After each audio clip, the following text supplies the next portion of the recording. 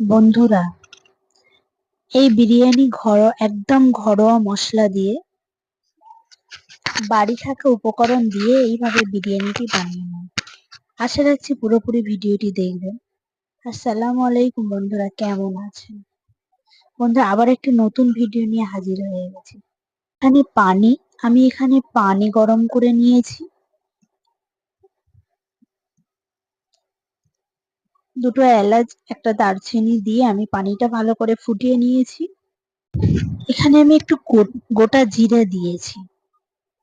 দেখুন, প্রায় পানি ফুটে গিয়েছে। আমি ভাতটাও বানিয়ে নিয়েছি। চালটা দিয়ে এখন আমার প্রায় ভাত হয়ে এসেছে। এখন আমি আরেকটু ফুটলে এখানে আমি 1 টেবিল স্পুন ভিনিগার দিয়েছি। আর এখানে আমি পরিমাণ মতো লবণ দিয়ে দিয়েছি। বন্ধুরা দেখুন, ভাতটি আমার একদম 80% হয়ে গিয়েছে। আমি নামিয়ে নিয়েছি। এখানে আমি একটা ছোট কড়া বসিয়ে দিয়েছি। আমি আজকে বানাবো ডিম বিরিয়ানি। দেখুন, একদম সহজভাবে বানিয়ে নেব ডিম বিরিয়ানিটি। এখানে আমি ডিমগুলো ছাড়িয়ে রেখেছি। এখন এখানে আমি তেল গরম করে লবণ ও হলুদ দিয়ে মাখিয়ে ভালো করে ভেজে নেব ডিমগুলো। আর এখানে আলুও সিদ্ধ করে রেখেছি আমি। আলুগুলো এই তেলে ভেজে নেব।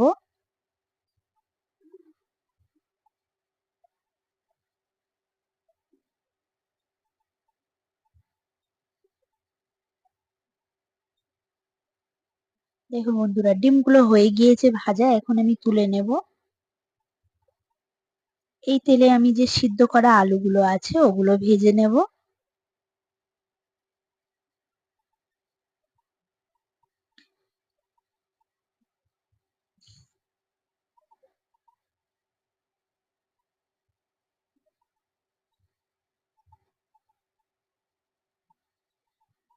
আলুগুলো বেশ আমি উল্টে পাল্টে ভালো করে ভেজে নেব। দেখুন, আলুগুলো ভাজা হয়ে গিয়েছে। এখন আমি আলুগুলো তুলে নেব।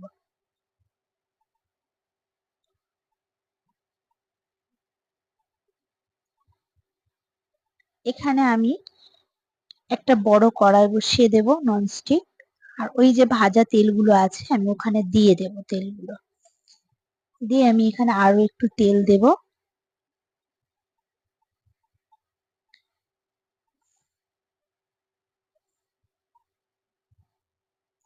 দিয়ে বন্ধুরা, আমি একদম পাতলা পাতলা করে পেঁয়াজ কেটে রেখেছি, ওগুলো আমি ভেজে নেব।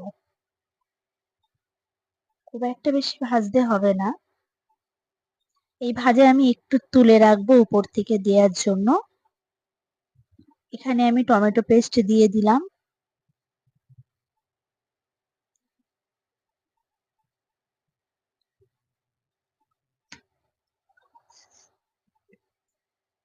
আর এখানে আমি একটা এলাচ, একটা স্টার আনিস দিয়ে দিলাম। আর বন্ধুরা, আদা রসুন আর কাঁচা লঙ্কা একসঙ্গে পেস্ট করে রেখেছিলাম, ওটাও দিয়ে দিলাম।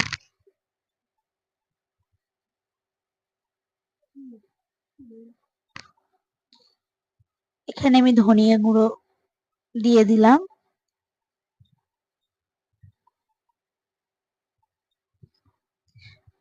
জিরে গুঁড়ো দিলাম 1 টেবিল স্পুন।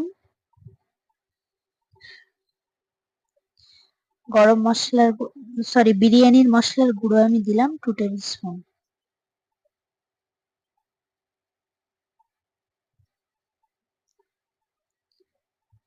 আমি এখানে 1 টেবিল স্পুন হলুদ গুঁড়ো দিলাম। আর দেব এখানে কাশ্মীরি লঙ্কার গুঁড়ো 1 টেবিল স্পুন।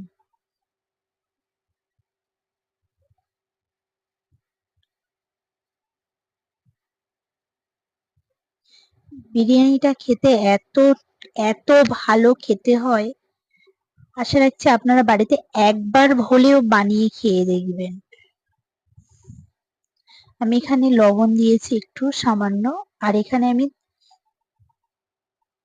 3 টেবিল স্পুন আমি টক দই দিয়ে দেব।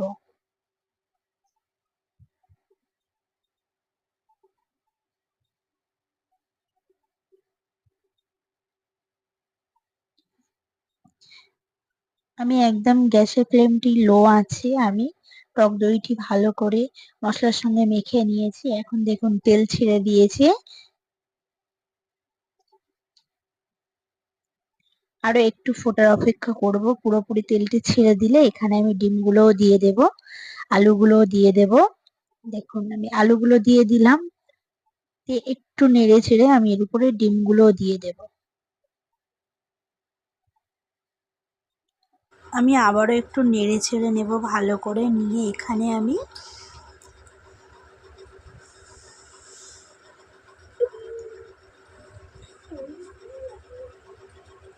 আমি এখন 1 টেবিল স্পুন গোলাপ পানি আর 1 টেবিল স্পুন কেওড়া পানি দিয়ে ভালো করে আমি নেড়ে ছেড়ে নেব। দেখুন এখন আমি এখানে 1 কাপ পরিমাণ মতন পানি দিয়ে দেব।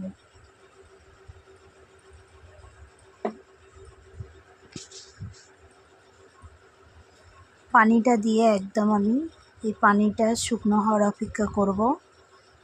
আর এখান থেকে দেখুন পানি শুকিয়ে এসছে, এখান থেকে আমি একটু তেল তুলে নেব উপরে দেওয়ার জন্য ভাতের।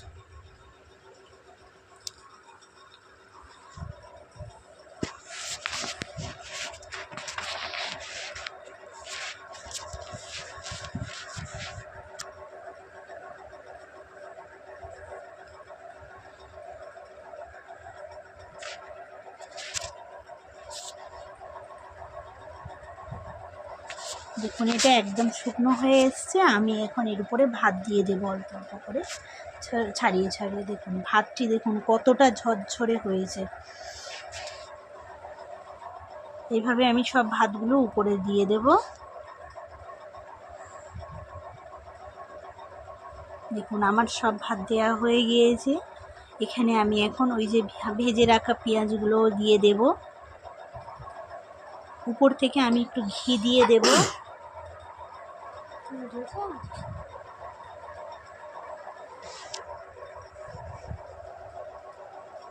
দেখুন আর এখানে আমি যে তেলটা তুলে রেখেছিলাম তেলটা উপর থেকে দিয়ে দেব।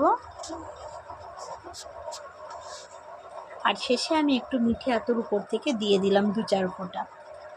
দিয়ে এখন আমি একটা ফয়েল পেপার নিয়ে ঢেকে দেব। দেখুন আমি এর ঢাকনাটা একটু ছোট বলে আমি একটা বাসন দিয়ে দিচ্ছিলাম, কিন্তু দেখলাম যে ওইভাবে হবে না। আবার আমি বাসনটি তুলে নিয়ে এইভাবে ফয়েল পেপার দিয়ে ঢেকে দিয়ে উপর থেকে আমি বাসনটি দিয়ে দেব।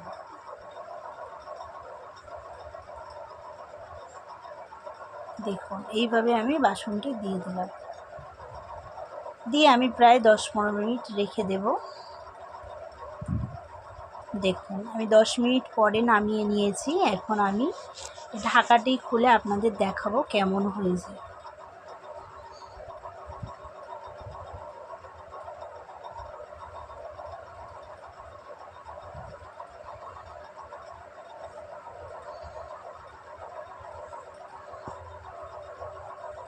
দেখুন